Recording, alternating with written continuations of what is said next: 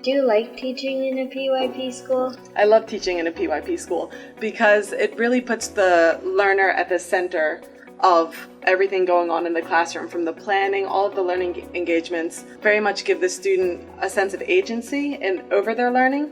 So maybe I'm going to leave you guys to discuss this question yourself. I think it really begins with building the conditions in the classroom.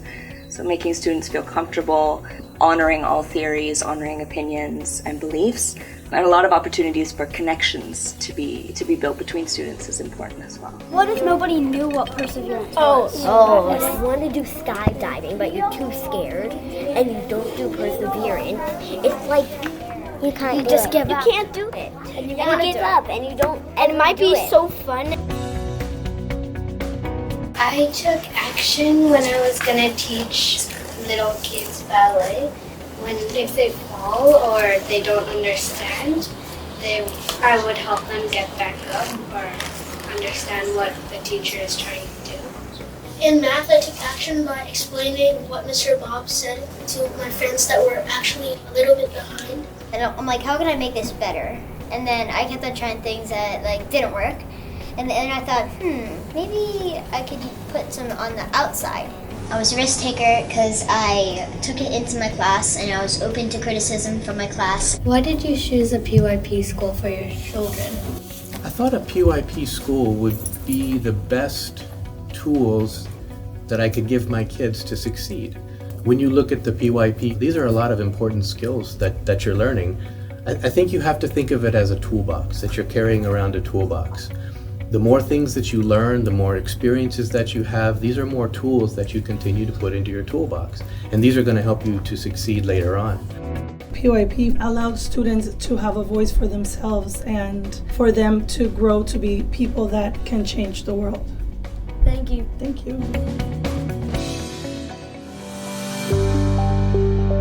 An inquirer is someone that likes being curious and likes learning more information. Digging deeper into something that you would like to learn more about. So researching more about it, looking at books, looking on the internet and finding a better understanding or definition of it. What does being internationally minded means to you? Is someone that has an open mind and an open mind to other people's cultures and their beliefs, and someone that cares about other people in the world. How do you teach your kids to be internationally minded? Well, as a world language teacher, my job is to let the kids be aware of where they're from, their culture, right? They don't have a lot of time to engage with their home country.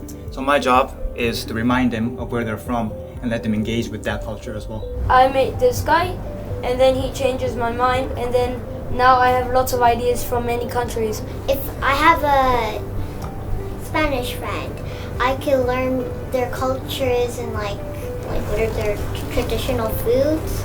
International students should be curious. I always ask my kids, I want you to be curious, to ask why, what if. As a second language speaker myself, I am someone that always encourages the students to use their other languages that they speak and bring their cultures to the classroom so that we can all share perspectives on how we look at life.